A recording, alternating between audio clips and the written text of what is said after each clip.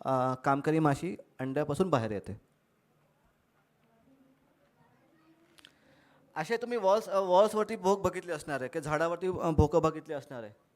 बघितलंय? लोकांना माहितीच नसतं की या मधमाशा आहेत, पण ॲक्च्युली मधमाशा असतात.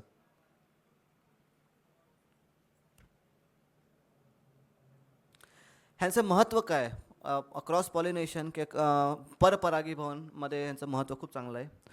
मधमाशा काय करतात? झाडामध्ये बायोडायव्हर्सिटी आणतात.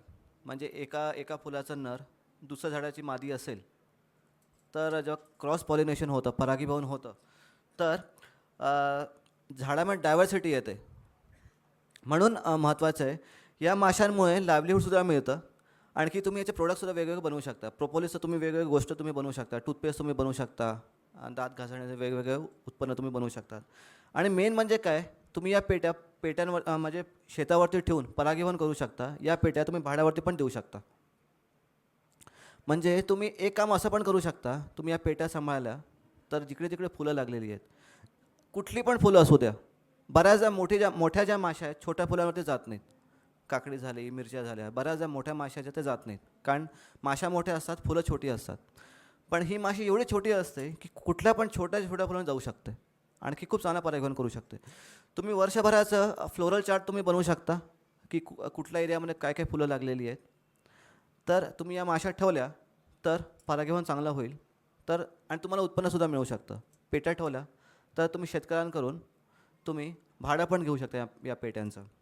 आणि महत्त्वाची जी गोष्ट अशी आहे की या महाराष्ट्रामध्ये ग्रीन बीटर भरपूर लागलेलं आहे. ग्रीन बीटर काय करतो? मधमाशांना खाऊन टाकतो. ग्रीन बीटरमुळे काय होतं? पेट्या बऱ्याच संपून जातात. पण या माशांना ग्रीन बीटर खाऊ शकत नाही. वेडा राघू आपण म्हणतो, हिरवा कलरचा असतो, तर तो बऱ्याचदा माशांना खातो. बऱ्याचदा माशांची कॉलनी संपून जाते वेडा राघूमुळे. पण या माशीला वेडा राघू खाऊ शकत नाही. आणि महत्त्वाचं म्हणजे काय, या माशा पेटी पण सोडून जात नाही. बऱ्याचदा सातारी माशी जी आहे, काम करता करता ती पेटी सोडून पळून जाते, कारण तिला ती परिस्थिती आवडत नाही, तर माशी पेटी सोडून पळून जाते. तर लोकांना वाटतं की पेटी होत्या 25 पैकी फक्त 10 पेटीवर माशा राहिलेल्या आहेत, बाकीच्या माशा कुठे गेल्या? कारण बऱ्याचदा फवारणी जास्त होते, पेटीला ती माशी आवडत नाही. पण ही जी माशी आहे ती पेटी सोडून कधी जात नाही. त्याबरोबरच तुम्ही या माशांचं डिव्हिजनसुद्धा घेऊ शकता. एकाच्या 2-3 पेट्या तुम्ही तयार करू शकता माशांसकट. हे बघा, या माशाने मध गोळा केलेला आहे वरती. आपण मध गोळा करतो आहे. हे बघा, एवढासा मध निघालेला आहे. आणि आपण काय करतो, हे जे मध काढलेलं आहे एका ताटामध्ये घेतो, आणखी उन्हामध्ये ठेवतो. उन्हामध्ये ठेवल्यावर काय होतं, हा जो प्रोपोलिस आहे, प्रोपोलिस फुटतं, वितळतं, प्रोपोलिस फुटतं आणि मध गळून खाली येतो. आपण पातळीत गोळा करू शकतो. खाली कॉटन कपडा टाकलेला आहे, जेणेकरून फिल्टर होऊन खाली येईल. अशा मध पातळीत गोळा होतो. आणखी आपण भरू शकतो बाटलीमध्ये. मधमाशा का मरत आहेत? एकतर पेस्टिसाईड आहे, इन्सेक्टिसाईड आहे, फवारणीमुळे भरपूर मधमाशा मरत आहेत. जंगलं कमी कमी होत निघालेली आहेत. नॉर्मली मधमाशांचा अधिवास कुठे आहे? जंगलच आहे. पण जंगलं कमी झाल्यामुळे मधमाशा कमी कमी होत निघाली आहेत. कुठे पण मधमाशा सुरक्षित नाही आहे. शहरामध्ये आपण काय करतो, पेस्ट कंट्रोल कंपनीच्या थ्रू आपण मारून टाकतो स्प्रेइंग करून. शेतावरती एवढे फवारणी केली जाते, मधमाशा बऱ्याचदा टिकत नाही. जंगल कमी कमी होत निघाले. जंगलामध्ये आदिवासी जे आहेत मध काढण्याच्या चक्करमध्ये खाली आग लावतात आणि त्याने भरपूर माशा त्यात मरतात. म्हणून आणि माशा जाणार तर कुठे जाणार, कारण सगळीकडे ते माशांचं संहारक बसलेले आहेत. म्हणून माशा कमी कमी होत निघाल्या आहेत आणि अवेअरनेस प्रचंड कमी आहे माशांबद्दल. मासे दिसलं की मारून टाकायचं. म्हणून शेतकरी काय करतायत, हे बघा, हे बी मॅक्स नावाचा प्रकार आहे. फुलांवरती स्प्रेइंग करतात की स्प्रेइंग केल्यावर मधमाशा फुलांवरती येतील.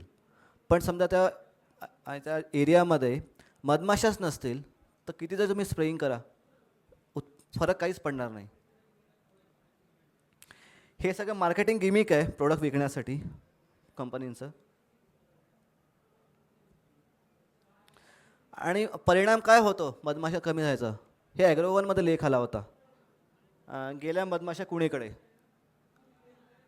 मधमाशा दिसत नाही कांद्यांवर, अशी परिस्थिती होते.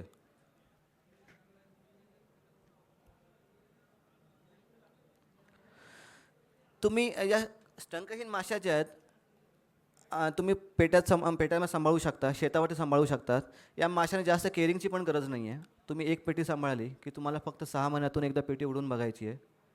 जास्त केअरिंग जसं बाकीच्या माशांमध्ये तुम्हाला 10 ते 15 दिवसांनी पेटी उडवून बघावी लागते की मध गोळा झाला आहे, पराग गोळा झाला आहे, पालात शिरली आहे का, हे सगळ्या गोष्टी बघावी लागतात. आतमध्ये कचरा झाला आहे का, मेणकिडा तर लागला नाही आहे पोळ्यावर. पण या माशांमध्ये कसं आहे, तुम्ही 6 महिन्यातून एकदा पेटी उडवून बघा, मध मिळाला काढून घ्या, नवीन राणीचं अंडं दिसलं तर तुम्ही एक कॉलनीचं मल्टिप्लिकेशन करून घ्या, डिव्हिजन घेऊन टाका. तेवढं फक्त तुम्ही करू शकता. वॉलवरती लागलेले आहे मधमाशा, तुम्ही ते स्वतः तुम्ही कॅप्चर करू शकता, तर तुमचा खर्चसुद्धा वाचेल. तर या माशा तुम्ही एकदम या माशांना हँडल करणं प्रचंड सोपं आहे. तुम्ही या माशा व्यवस्थितपणे सांभाळू शकता. तुम्हाला काय काय मिळू शकतं या माशांकडून? एक तर म्हणजे औषधी मध तुम्हाला मिळू शकतं, प्रोपोलिस मिळू शकतं. प्रोपोलिस पण प्रचंड औषधी असतं. मध तुम्ही विकू शकता की तुम्ही स्वतःसाठी खा ना. एवढं 4,000 रुपये किलोमध्ये तुम्ही स्वतःच्या आजारासाठी खा. आणखी ज्या पेट्या तुमच्या ज्या आहेत ते पॉलिनेशनसाठी भाड्या तत्वावरती द्या. असं तुम्ही करू शकता.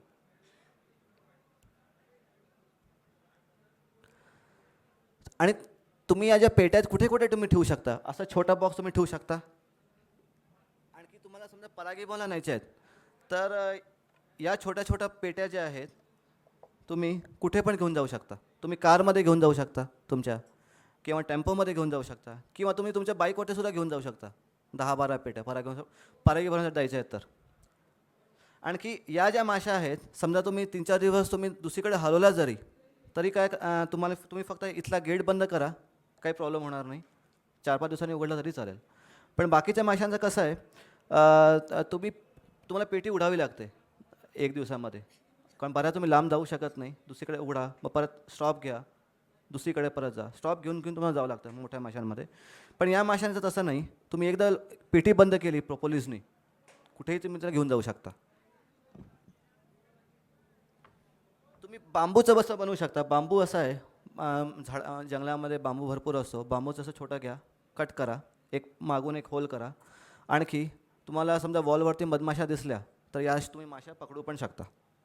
तुमचं फुकटात काम होऊन जाईल, काही घ्यायची पण गरज नाही. तुम्ही टेक्निक शिकला तर तुम्ही आणखी लोकांना पण शिकू शकता. वॉलवरती लागले आहेत बघा, तर आपण माठ असं पण लावू शकतो. माठ लावलं काय होतं, वॉलच्या सगळ्या माश्या ज्या 3-4 महिन्यामध्ये त्या माठात येतात. किंवा तुम्ही असं हे बॉक्स दिसतो ना, बॉक्स पण तुम्ही लावू शकता. समजा असं वॉल तुम्हाला दिसलं, वॉलवरती अशा माशा दिसल्या, एक फनेल घ्या, फनेलवरती पाईप लावा 100 मीटरचं. आणखी एक टोक जो आहे ते बॉक्सच्या एका साईडला लावा, आणखी एंट्रन्स असेल. तर माशांना काय होतं, त्या वॉलमधून पूर्ण चालत या पेटीच्या बाहेर यावं लागतं. फनल, पाईप, पेटी. पण हे लावल्यावर काय होतं, सगळ्या माश्या पेटीत येतात 3 ते 4 महिन्यामध्ये. आणखी वॉलमध्ये ती एकसुद्धा माशी राहत नाही, आणि तुम्हाला ही कॉलनी तुमच्याकडे तयार होते. तुम्ही ती परागीभवनासाठी देऊ शकता. हे काय चौथं, ते पण तुम्ही लावू शकता माशा कॅप्चर करण्यासाठी. अगदी सोपा उपाय, काही खर्च नाही, आणि माशा कॅप्चर करून तुम्ही पेटीत भरू शकता.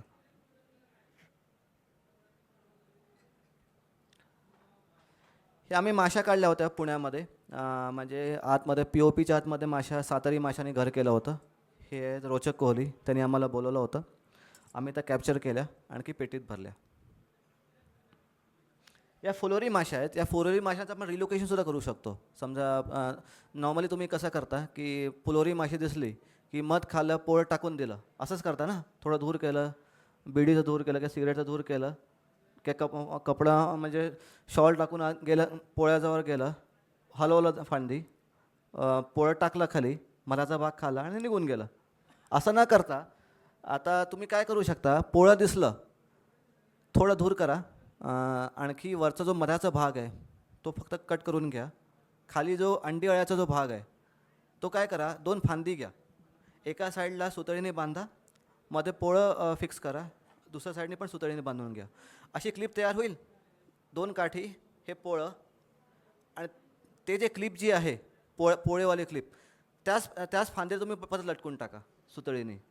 माशा फिरत असतात आजूबाजूला, त्या माशा परत पोळ्यावरती येतील. बरोबर. आणखी तुम्ही त्या पोळ्यासकट दुसरीकडे हलवू शकता संध्याकाळच्या वेळेस. सगळ्या माशा संध्याकाळी काय होतं, सगळ्या माशा पोळ्यावरती आलेल्या असतात. ते पोळं कट सुतळी कट करायची, एक क्लिप तयार होते, माशा सगळे बसलेले आहेत. तुम्ही एक पुठ्ठा घेऊ शकता, कार्टून तुम्ही घेऊ शकता, त्यामध्ये तुम्ही टाका, बंद करा पुठ्ठा आणि रात्रीचा वेळेस करा. ठीक आहे. आणि दुसरीकडे जिकडे फुलं आहेत किंवा जिकडे ते तुम्हाला पोळं हवं आहे परागीभवनासाठी, तुम्ही तिकडे ते दुसरीकडे शिफ्ट करू शकता. म्हणजे अशा पद्धतीने तुम्हाला ते खर्च पण वाढणार नाही परागीभवनाचा, आणि या माशा ज्या आहेत तुम्ही स्वतः तुमच्याकडे ठेवू शकता. किंवा असं पण करू शकता की एकदा मध गोळा केला तिकडेच ठेवा, परत महिन्यापर्यंत त्या पोळ्यापाशी जा, परत मध खा, परत असंच करा. म्हणजे एका पोळ्यातून तुम्हाला 4 ते 5 वेळा मधसुद्धा मिळू शकेल. आम्ही काय केलं, पोळं बघा एका रॉडवरती पोळं लागलं होतं, अंडर कन्स्ट्रक्शन बिल्डिंग, तिकडं आम्ही पोळं काढलं आणि इथे खाली झाडावरती लटकून टाकलं. बांबू लावलाय बघा, वरती दिसतंय क्लिप बघा वरती. अशा पद्धतीने मी कट करून क्लिप लावू शकता.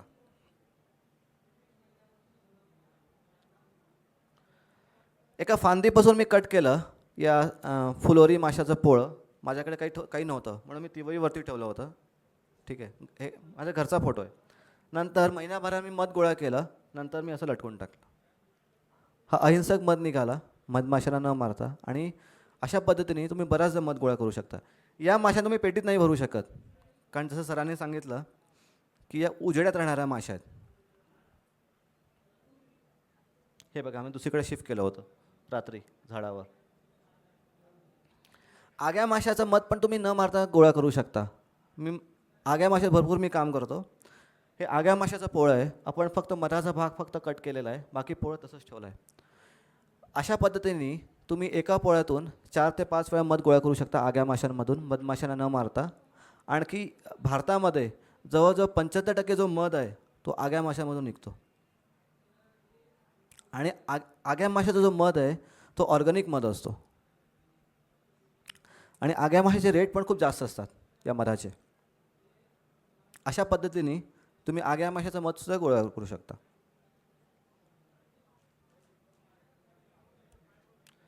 कुठली कुठे तुम्ही झाडं लावू शकता, तुम्हाला दाखवतो.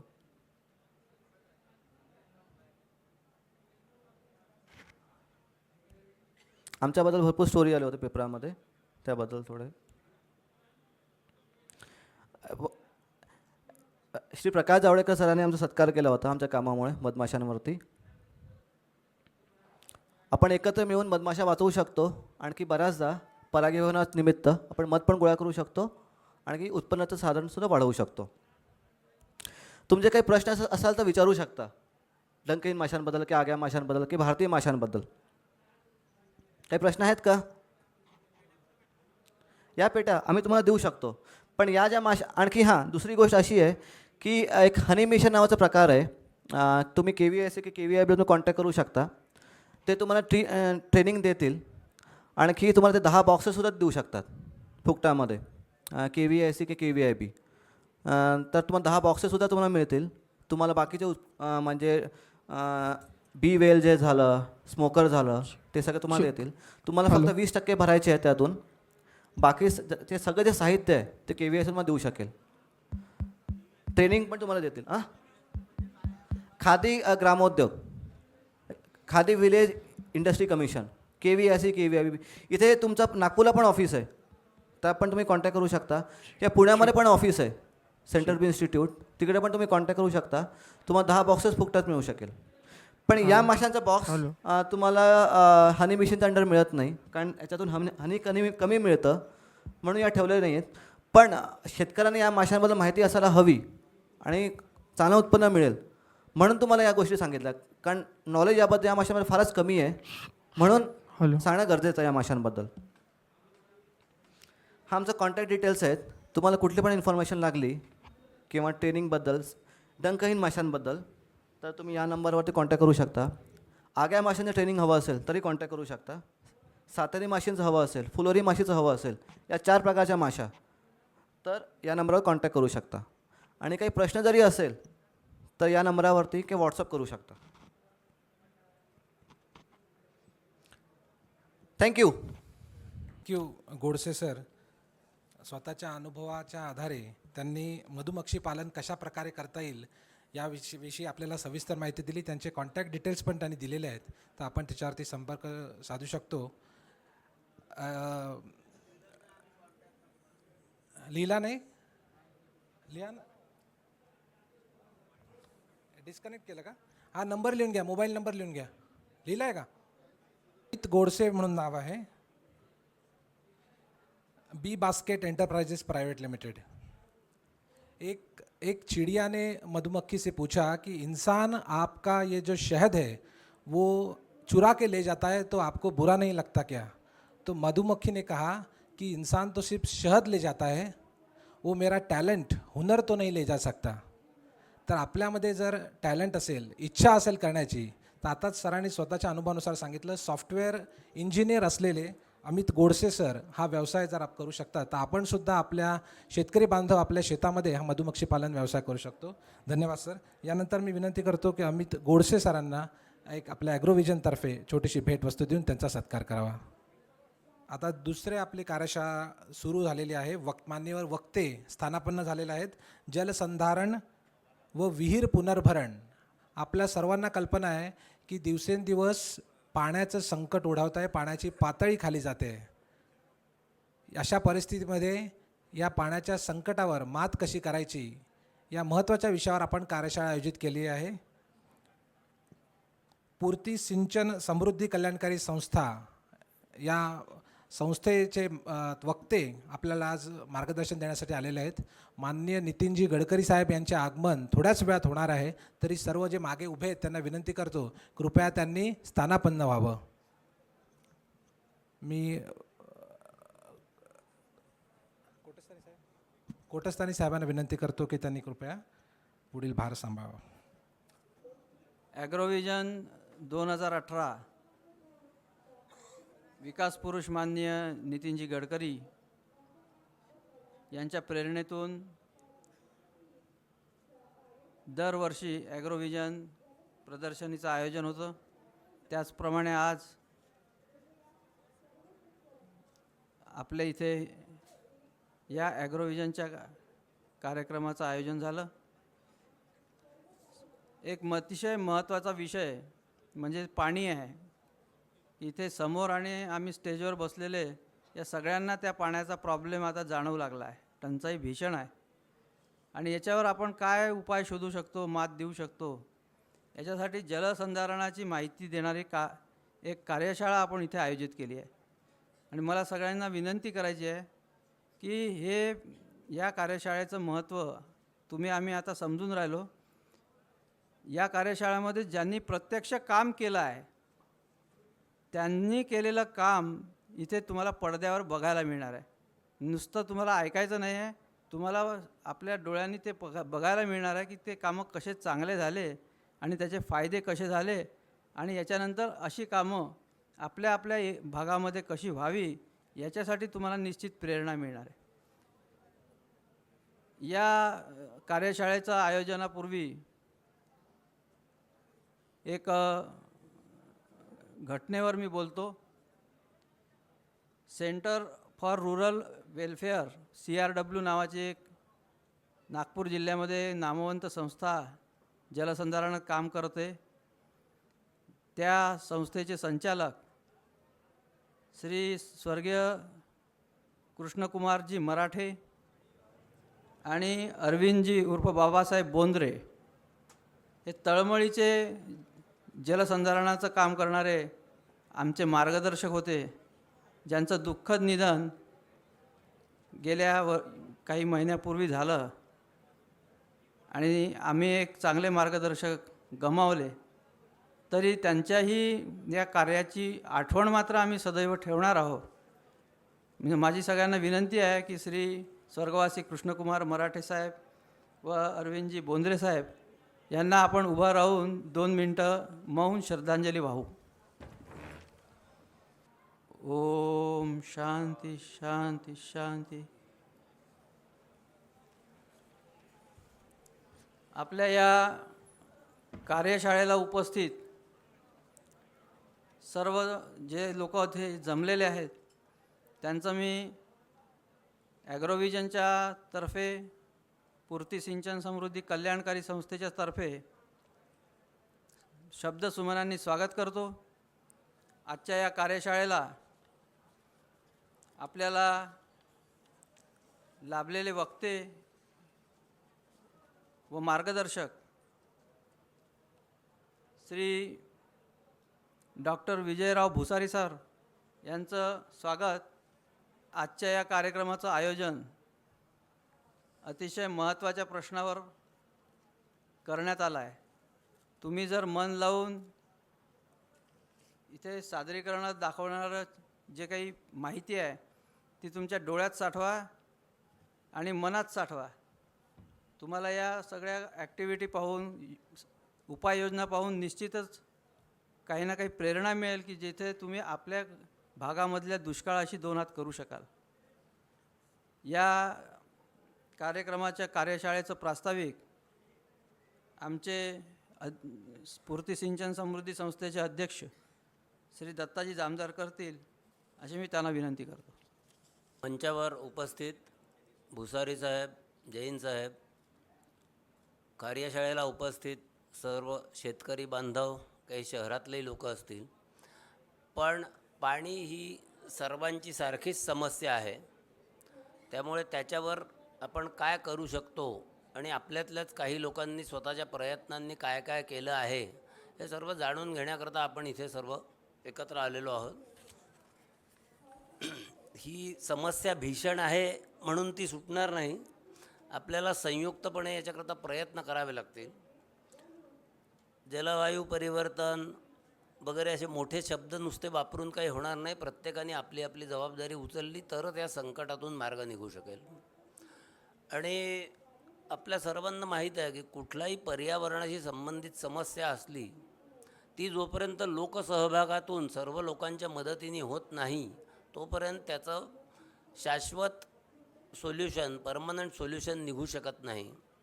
म्हणून आम्ही माननीय गडकरी साहेबांच्याच त्यांच्यापासून प्रेरणा घेऊन त्यांच्या सहकार्यातून हे कार्य गेले 10 वर्ष करतो आहोत.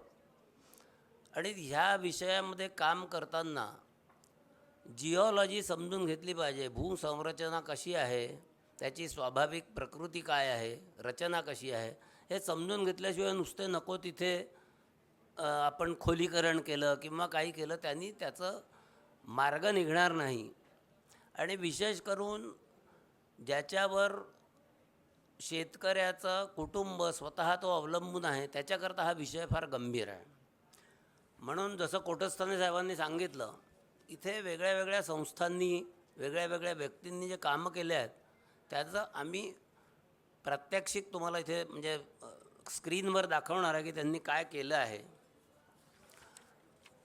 आपला याच्या मागचा विचार असा आहे की जे पूर्वी कुठल्या ना कुठल्या पद्धतीने हे कामं होत असतील म्हणून हे संकट आलं नाही की प्रत्येक नाला किंवा जो काही आपला पाण्याचा स्रोत आहे तो पूरमुक्त आणि जलयुक्त राहील तेव्हाच आपण त्याच्या शेजारी वस्ती करून त्याचा फायदा घेऊ शकू. त्याच्यामुळे आम्ही आणि आमच्याशी संबंधित बऱ्याच संस्था, व्यक्ती हे काम अत्यंत निष्ठेने करतो आहोत. तर आपल्या म्हणजे साधं माथा ते पायथा, कारण कुठलंही पाणी जे येतं आपल्याला, ती नदी असो, नाला असो, हे कुठून तरी माथ्यावरून आलेलं असतं आणि ते पायथ्याला येतं. त्याच्यामुळे माथ्याच्या लोकांची जास्त चिंता जेव्हा आपण करू, तिथे पाणी अडवू, ते आपोआप आपल्याला पायथ्याशी मिळेल. विदर्भापुरता किंवा शेतकऱ्यापुरता विचार करताना आपण पाहिलं तर आपल्या लक्षात येईल की आत्महत्यांचं प्रमाण जे माथ्यावर गावं आहेत तिथे जास्ती आहे. याचं कारणच हे आहे की तिथे पाणी साठवलं जात नाही, ते आयतं खाली पायथ्याला मिळतं. आता आपण पायथ्यातही साठवत नाही म्हणून ते समुद्रात जातं. पण आपण जे कामाची पद्धत ठरवली आहे किंवा जिओलॉजी समजून जी पद्धत आहे ही माथा ते पायथा प्रत्येक पाण्याचा स्रोत ह्याला ट्रीटमेंट देणे, जागोजागी त्याला बंधारे बांधून बंद करणे. त्याच्यामुळे साधारण आमचा अनुभव असा आहे की अर्धा ते 1 किलोमीटर रेडियसमध्ये, म्हणजे त्या नाल्याच्या अर्धा पाऊण किलोमीटर एका बाजूला, अर्धा पाऊण किलोमीटर दुसऱ्या बाजूला विहिरी, बोअरवेल्स यांना चार्जिंग होतं. त्याच्यामुळे त्याला 12ही महिने पाणी उपलब्ध राहतं आणि माथ्यावर काम झाल्यामुळे जे पाणी तिथे थांबणार नव्हतं त्यालाही फायदा होतो आणि त्या थांबवलेल्या पाण्याचा पायथ्यापर्यंत फायदा जास्त होतो, मल्टिप्लाय होतो तो. तरी माझी सर्वांना विनंती आहे की या कार्यशाळेत ज्या लोकांनी काम केलं आहे ते आपलं प्रेझेंटेशन देणार आहे ते गंभीरपणे पाहून आणि त्याच्यात आपण किती भूमिका आपली अदा करू शकतो, काय प्रयत्न करू शकतो हे करून आपण सर्व मिळून जर याचे प्रयत्न करू तर, आणि विदर्भापुरता विचार करायचा तर पावसाचं पाणी एखाद दोन अपवाद सोडता किंवा मागे पुढे पाऊस आला एवढं सोडता आपल्याला भरपूर अवेलेबल आहे. ते आपण साठवायचं कसं, आपल्या गावापुरतं, गावातलं पाणी गावात असा विचार प्रत्येकाने जरी केला तरी सर्व दूर या योजनेचा फायदा होईल एवढं सांगतो. आणि हे पूर्ण प्रत्यक्ष आपण पहा प्रेझेंटेशन आणि त्याच्यापासून काही बोध घ्या. त्याच्यात काही टेक्निकल अडचण आली, प्रोसिजर किंवा काय ह्याची पद्धत आहे तर आमची संस्था याच्याकरता मदत करायला तयार आहे, शेतकऱ्यांकरता तयार आहे. आपण संपर्क साधू शकता. धन्यवाद. धन्यवाद जामदार साहेब. आपण आपल्या या कार्यशाळेच्या पुढच्या टप्प्याकडे सुरुवात करू. कार्यशाळेमध्ये आज जनकल्याणकारी समिती नागपूर जिल्हा यांनी ग्रामीण भागामध्ये जलविकासातून एकात्मिक ग्रामविकास या तत्वावर आधारित जलसंधारण कार्य केलं. अतिशय उत्तम कार्य झालं, त्याचे परिणाम चांगले आहेत. त्याची सविस्तर माहिती सादरीकरण श्री मिलिंदजी जोशी हे करतील अशी मी त्यांना विनंती करतो. आदरणीय मंच, तसा मंच आता प्रेक्षकांमध्ये सामील झाला आहे. उपस्थित मान्यवर, जनकल्याणकारी समिती इथे येऊन नाही झालं. ही एक ग्रामविकास क्षेत्रात काम करणारी नागपूरची संस्था आहे. आमच्या संस्थेचा दृष्टिकोन स्थानिक संसाधनांचा उपयोग करून जनभागीदारीने आणि प्रत्यक्ष जनसहयोगाने नागपूर जिल्ह्यात ग्रामविकास क्षेत्रात कार्य करण्याचा आणि ग्राम उन्नती करण्याचा दृष्टिकोन आहे. या दृष्टिकोनाला उद्देशून आमचं ध्येय आहे की स्थानिक पातळीवर शेतीनिष्ठ कार्यांची प्रगती, जलसंधारण, तरुणांमध्ये कार्यकुशलता वाढवणं, महिला सबलीकरण आणि स्किल डेव्हलपमेंट हे आमच्या उद्देशांना धरून आम्ही काम करत आहोत. संस्था 1996मध्ये स्थापन झाली. 1996 ते 2011पर्यंत संस्थेने इतर या क्षेत्रात काम करणाऱ्या संस्थांना आर्थिक मदत देण्याचं काम केलं. 2011पासून आम्ही प्रत्यक्ष ग्रामविकास क्षेत्रात काम प्रारंभ केलं आहे. या ध्येयाला साध्य करण्यासाठी जे विविध उपक्रम संचालित केले जातात त्याच्यात जलसंधारण, रूफ वॉटर हार्वेस्टिंग म्हणजे जे पावसाचं पाणी आपल्या छतावर पडतं आणि वाहून जातं त्याचं पुनर्भरण, स्वच्छता अभियान, आरोग्यविषयक मार्गदर्शन, महिला सबलीकरण, महिला आणि पुरुषांमध्ये स्किल डेव्हलपमेंट, महिलांना शिलाई मशीनचं प्रशिक्षण, संस्कार वर्ग, गोधन सुधार, गोअर्क निर्मिती, सेंद्रिय भाजीपाला, तरुणांच्या कबड्डी स्पर्धा, महिलांच्या क्रीडा स्पर्धा, शेतकऱ्यांच्या सहली, त्यांचे मार्गदर्शन, शेतकऱ्यांच्या बैठकी, शेतकरी उत्पादन कंपनी ही आत्ताच आम्ही स्थापन केली आहे, स्नेहमिलन व सांस्कृतिक कार्यक्रम.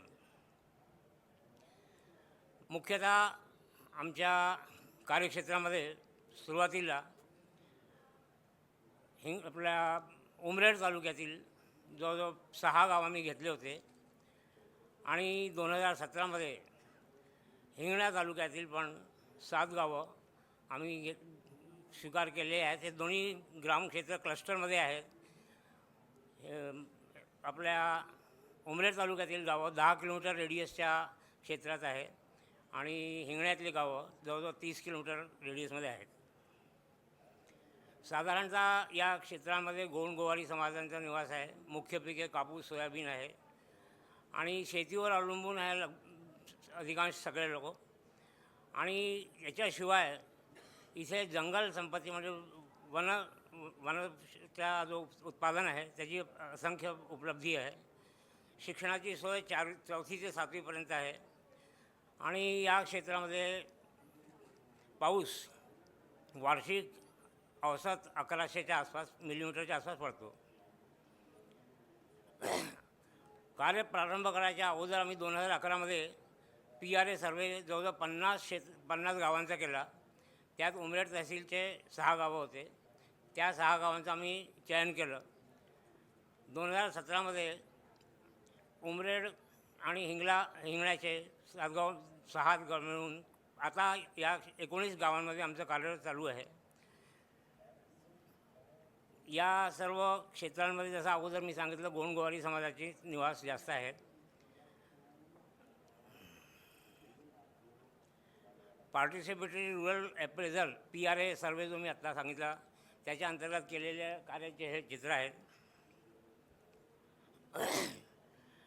या सर्वेमध्ये ज्या समस्या समोर आल्या त्या इथे व्यवस्थित विवरण दिलं आहे. जसं समस्त ग्राम सर्व ग्राम वित्तीय दृष्टीने खूप मागासलेले आहेत. तिथे डेव्हलपमेंटची आवश्यकता आहे. शेतकरी अगदी ज्या ट्रेडिशनल पद्धती आहेत त्या पद्धतीने शेती करतात. सामान्यतः ज्याच्या शेतात एखादी विहीर असेल चुकून त्यांना सोडून प्रत्येक शेतकरी वर्षात एक पीक घेतो. बाकी त्या लोकांना जवळजवळ 6 ते 8 महिने काहीही पण काम उपलब्ध राहत नाही. पुष्कळ फारच कमी शेतकरी आपला ड्रिप इरिगेशन वगैरेचा उपयोग करतात. शेतकरी साधारणतः रासायनिक खतांचा आणि फवारणीचा उपयोग करतात. पुष्कळ क्षेत्रामध्ये पिण्याच्या पाण्याचा पण स्केर्सिटी आहे. पर्याप्त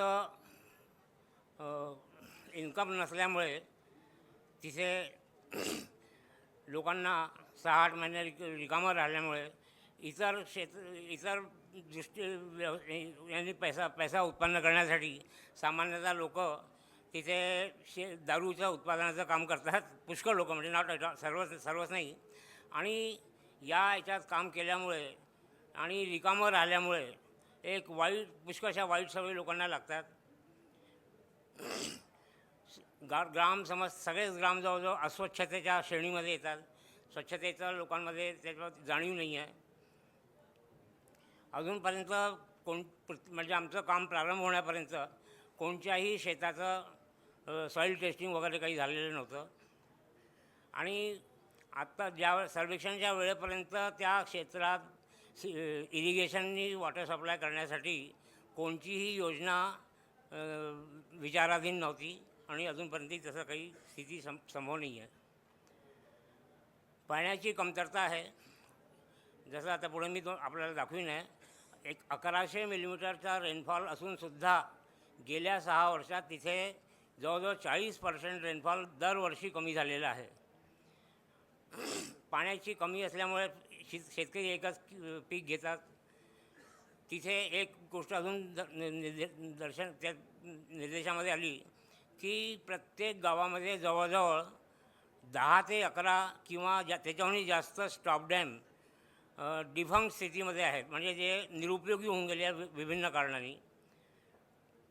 आणि याच्यामुळे फक्त एका पाण्याच्या कमीमुळे एक पीक घेतल्यामुळे वॉटर कन्झर्वेशन म्हणजे जलसंधारण आणि पुनर्जल भरण हा तिथला सर्वात टॉपमोस्ट प्रायोरिटीचा मुद्दा आहे.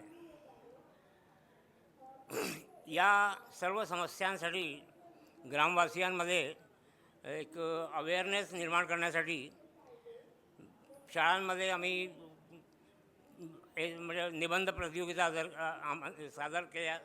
संपन्न केल्या. ड्रॉईंगचे तिथे त्यांना ते केले, क्लासेस घेतले. ग्रामसभा घेतल्या. ग्रामसभांमध्ये तिच्या लोकल बॉडीजला सुद्धा आमंत्रण दिलं आणि त्या सर्व गोष्टींमुळे ग्रामवासियांमध्ये जलसंधारणाबद्दल थोडी बहुत आशा निर्माण झाली. याच्यात रेनफॉल डाटा हा मी दिलेला आहे. याच्यात तुम्हाला दिसेल की 1055 मिलीमीटर पाऊस फक्त 2013मध्ये पडला आणि त्यानंतरचे फिगर पहा, 525, 22, 660, 696, 553. तर लोकांना आपल्या क्षेत्रात किती पाऊस पडतो आहे याची जाणीव व्हावी आणि या पडलेल्या पावसामुळे आपल्याला पाण्याचा किती प्रॉब्लेम क्रिएट होतो ते दाखवण्यासाठी पर्जन्यमापक यंत्रांची स्थापना केलेली आहे. पाण्याचा ताळेबंद या मुरादपूर ग्रामासाठी आम्ही कॅल्क्युलेशन केलं आहे. त्याच्याप्रमाणे मुरादपूरमध्ये 42,59,000 लगभग घनमीटर पाणी पडतं, पाऊस आहे त्याचा.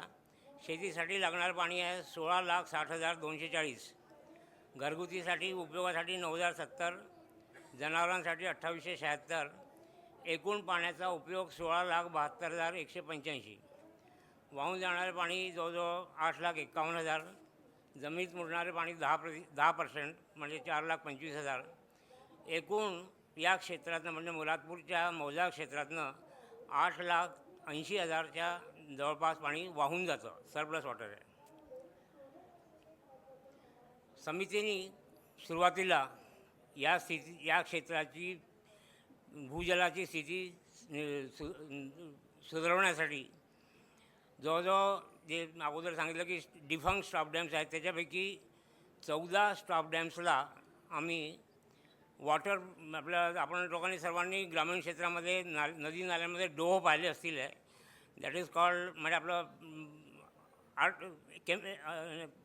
आम्ही इथे आर्टिफिशियल वॉटर पूल निर्माण केले. हे जे डोह आहे नॅचरल वॉटर पूल्स आहे नदी नाल्यांमधले. त्याच्याशिवाय 2 चेनलिंग चेक डॅम केले आणि ज्या गावांमध्ये पाण्याची गंभीर स्थिती होती आणि तिथे शिवाय एकही स्टॉप डॅम मिळाला नाही तिथे 5 नवीन चेकडॅम निर्माण केले. याशिवाय जवळजवळ 7.2 किलोमीटर नाल्यांमध्ये डीपनिंग अँड वायडनिंगचं काम केलं. याच्याशिवाय रूफ वॉटर हार्वेस्टिंगच्या क्षेत्रामध्ये बेंदोली म्हणून एक गाव आहे तिथे, तर त्या गावातल्या 100% हॅबिटेशन्स जे मजबूत आहे म्हणजे ज्याच्यावर सॉलिड रूफ आहे, ज्यांच्या कच्च्या झोपड्या आहेत त्या नाही करू शकलो, पण त्या जितके परमनंट स्ट्रक्चर्स आहेत त्या सगळ्या स्ट्रक्चर्सला आम्ही रूफ वॉटर हार्वेस्टिंगची सोय करून दिली. कदाचित माझ्या दृष्टीने हे विदर्भातलंच नाही महाराष्ट्रातलं पहिलं गाव असेल आहे जिथे 100% परमनंट हॅबिटेशनसाठी रूफ वॉटर हार्वेस्टिंगची व्यवस्था आहे, याची नोंद घ्यावी. शिवाय जिल्हा परिषदेच्या 9 शाळांमध्ये आम्ही रूफ वॉटर हार्वेस्टिंगचं काम केलं. हे केलेल्या कामांचे छायाचित्र आहेत. हे जुने जे स्टॉप डॅम्स आहेत डिफंक्ट आहेत त्याला आम्ही बंद करून, जसा हा इथे पॉइंटर नाही आहे ना, पॉइंटर नाही आहे, हा पहिल्या चित्रामध्ये जे स्टॉप डॅम्समध्ये ओपनिंग असतं त्याला बंद केलं आहे. हे गेट बंद करण्याचं कामसुद्धा आम्ही शेतकऱ्यांच्या चर्चेनंतर करतो, कारण की कुठे संभावना ही असते की गेट पूर्ण बंद केलं तर शेतातनं पाणी जाऊ शकतं. तर शेतकऱ्यांच्या चर्चेनुसार त्यानंतर दुसऱ्या चित्रामध्ये जे शो केला आहे तो रॅम्प आहे. म्हणजे आपल्या रेल्वे स्टेशन प्लॅटफॉर्मवर जे असतात वरच्या मजल्यावर जाण्यासाठी जे रॅम्प, त्या प्रकारचा हा रॅम्प क्रिएट करतो प्रत्येक स्टॉप डॅममध्ये आम्ही. यांनी पावसाळ्यात जे अपस्ट्रीममध्ये सिल्टिंग होतं डॅमच्या, जेव्हा पूर येतो तेव्हा ही सेल्फ क्लिन्सिंग व्हेलॉसिटीमुळे वाहून जाते. आणि जे कृत्रिम डोह मी याला नाव दिलं आहे, तर साधारणतः जे नॅचरल डोह आहे किंवा डोह आहे जे नैसर्गिक डोह आहे नदी नाल्यातली, त्याच्यामध्ये आपल्याला काही मेंटेनन्स करावं नाही लागत नाही. पाणी त्यात दरवर्षी जमा होतं, दरवर्षी त्यातला जो काही थोडा बहुत सिल्ट डिपॉझिट असतं ते वाहून जातं. तोच प्रयत्न इथे केला आहे. या रॅम्पच्या मजबूतीसाठी त्याच्यावर तिसऱ्या चित्रामध्ये बोल्डर पिचिंग पण केली आहे आणि हा उपयोगात आलेला बांध आहे. एक कोल्हापुरी डॅम होता आपल्या इथे चारगाव क्षेत्रामध्ये, जवळजवळ 40 मीटर. त्याचा आम्ही बंद करून त्याला पुन्हा आर्टिफिशियल वॉटर पूल बनवलं आहे. दुसरं चित्र मुरादपूरचं आहे. या चित्रामध्ये जो पहिला फोटोग्राफ आहे, या फोटोग्राफला पाहून तुम्हाला आर्टिफिशियल वॉटर पूलची पूर्ण कल्पना येऊ शकते. म्हणजे हा वॉटर पूल पूर्ण तयार आहे, म्हणजे कृत्रिम डोह तयार आहे. फक्त नाल्यातल्या पहिल्या पुलानंतर हा डोह पाण्याने पूर्ण भरून जाईल. बाकीचे चित्र पण चेनलिंग चेकडॅमचे आहे. याच्यामध्ये सगळ्यात कमी खर्चात होणारं हे कार्य आहे आणि याची बँक प्रोटेक्शनसाठी सुद्धा चेनलिंग वापरलेली आहे. हे काही नवीन डॅम जे बांधले त्याचे फोटोग्राफ्स आहेत. नाला वायडनिंग आणि डिपनिंग नंतर सुरुवातीची आणि नंतरची स्थिती दर्शवलेली या चित्रांमध्ये. हे मुरादपूरचं चित्र आहे. याच्यामध्ये 10 स्टॉप डॅम्स आहेत. त्याच्यापैकी 4 अनुपयोगी स्थितीत होते. त्या 4 डॅम्सला आम्ही त्याला आर्टिफिशियल वॉटर पूलमध्ये कन्व्हर्ट केलं. शिवाय मुरादपूरला एक तलाव पण आहे, तो पण दिसतो याच्यामध्ये. तर त्या तलावाची म्हणजे त्याच्यामध्ये निर्मितीमध्ये दोष असल्यामुळे त्याचा उपयोग शेतकऱ्यांना शेतीसाठी होत नाही. हे चित्र बेंदुली गावातलं आहे. वॉटर जिथे रूफ वॉटर हार्वेस्टिंग केलं आहे. पाईप वगैरे वरती छतातनं आलेले पाईप दिसतात त्याच्यामध्ये. याच्यामध्ये पूर्ण डाटा दिला आहे. जवळजवळ म्हणजे 28 स्ट्रक्चर्सला रूफ वॉटर हार्वेस्टिंगची व्यवस्था करून 1020 स्क्वेअर मीटरचं पाणी ते आपण पुनर्भरणाचा उपयोग केला आहे. हे शाळांचे चित्र आहे जिथे रूफ वॉटर हार्वेस्टिंग व्यवस्था केली. याच्यामध्ये पण पूर्ण किती आपलं पाऊस पडतो आहे आणि किती स्क्वेअर मीटर एरियामध्ये आपल्याला रूफ वॉटर हार्वेस्टिंगचं काम करता आलं आणि किती पाणी जमिनीत गेल्याचा डिटेल दिलेले आहेत. बेंदुली गावात रूफ वॉटर आपल्या नॅचरल वॉटर आर्टिफिशियल वॉटर पूलचे पण कामं केले आहेत. त्या कामाचा एका ठिकाणी जलपूजनाचा कार्यक्रम माननीय श्री गिरीजी कुबेर यांच्या हस्ते केला होता. त्यावेळेचं छायाचित्र आहे. आता मुरादपूर गावामध्ये अगदी मे महिन्यापर्यंतसुद्धा पाणी उपलब्ध असतं. तर त्या उपलब्ध पाण्याचा पुरेपूर उपयोग करण्यासाठी फिशरी डेव्हलपमेंट हे काम सुरू केलं आहे. याच्यामध्ये मत्स्यबीज त्या डोहांमध्ये टाकण्याचे काम चाललं आहे. ते दर्शन केले त्यामध्ये. भूजल संवर्धनाचे उपयोग हे झाले आहे की त्या क्षेत्रामध्ये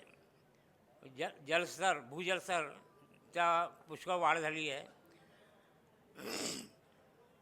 जनावरांसाठी आणि वन्य प्राण्यांसाठी सुद्धा पेयजल उपलब्ध झालेलं आहे.